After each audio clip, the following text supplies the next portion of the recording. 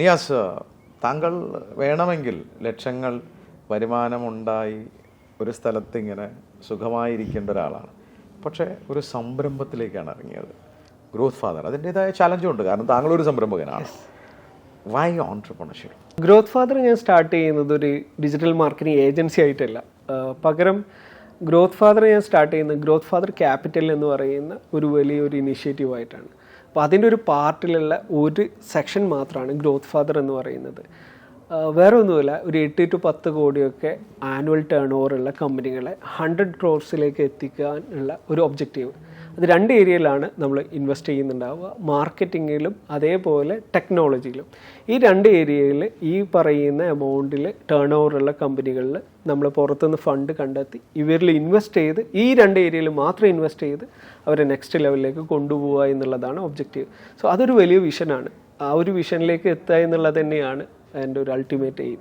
കമ്പനികളെ, വലിയ കമ്പനികൾ, കാരണം എപ്പോഴും നമുക്ക് ബിസിനസ്സുകൾ ഇവിടെ ഉണ്ടായിക്കൊണ്ടേയിരിക്കണം. അതിനെ വളർത്താൻ പറ്റുന്ന പ്രോപ്പറായിട്ടുള്ള റിസോഴ്സ് ഇല്ലായ്മ ഒരിക്കലും ഒരു ഓൺട്രപ്രണറിനും ഉണ്ടാവാനും പാടില്ല. അപ്പോൾ അവിടെയുള്ള ഞങ്ങളുടെ സ്കിൽ സെറ്റ് ഞങ്ങൾ എക്സ്പാൻഡ് ചെയ്ത് അവരെ നെക്സ്റ്റ് ലെവലിലേക്ക് കൊണ്ടുപോവുക.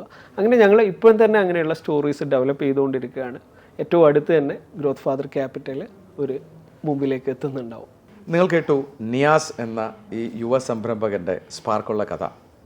ഗ്രോത്ത് ഫാദർ എന്ന സ്ഥാപനത്തിലൂടെ ഡിജിറ്റൽ മാർക്കറ്റിംഗ് രംഗത്ത് വളരെയധികം മുന്നോട്ട് പോയി കഴിഞ്ഞു. അവർ ഏതൊരു സംരംഭകൻ്റെയും ഏറ്റവും വലിയ, അദ്ദേഹത്തിൻ്റെ ഭാഷയിൽ പറഞ്ഞാൽ ഒരു പെയിൻ എന്ന് പറയുന്നത് സെയിൽസാണ്. അത് ഇന്ന് ഡിജിറ്റൽ മാർക്കറ്റിംഗ് നമുക്ക് അവോയ്ഡ് ചെയ്യാനും പറ്റില്ല. പക്ഷേ ഇത് വെറുതെ ലീഡ് വന്നാൽ പോരാ, വെറുതെ പോസ്റ്റ് ഇട്ടാൽ പോരാ. അതിന് ഒരു വിഷൻ ഉണ്ടാവണം, സ്ട്രാറ്റജി ഉണ്ടാവണം. അത് കൃത്യമായി സെറ്റ് ചെയ്ത് കൊടുത്ത് റിസൾട്ട് ഓറിയൻറ്റഡ് ആയിട്ട് വർക്ക് ചെയ്യുന്ന ഒരു സ്ഥാപനം, അതായിരുന്നു അദ്ദേഹത്തിൻ്റെ സ്വപ്നം. അത് പൂവണിഞ്ഞു കഴിഞ്ഞു. നിരവധി ബ്രാൻഡുകളെ, നമുക്കൊക്കെ പറഞ്ഞാൽ അഭിമാനം തോന്നുന്ന നിരവധി ബ്രാൻഡുകളെ കൈകാര്യം ചെയ്യുന്ന അദ്ദേഹമാണ്. അദ്ദേഹത്തിൻ്റെ വിഷൻ വളരെ ഫോക്കസ്ഡ് ആണ്. അദ്ദേഹം വളരെ സെറ്റ് ചെയ്ത് ആ സ്ഥാപനത്തെ വളർത്തിക്കൊണ്ട് പോവുകയാണ്.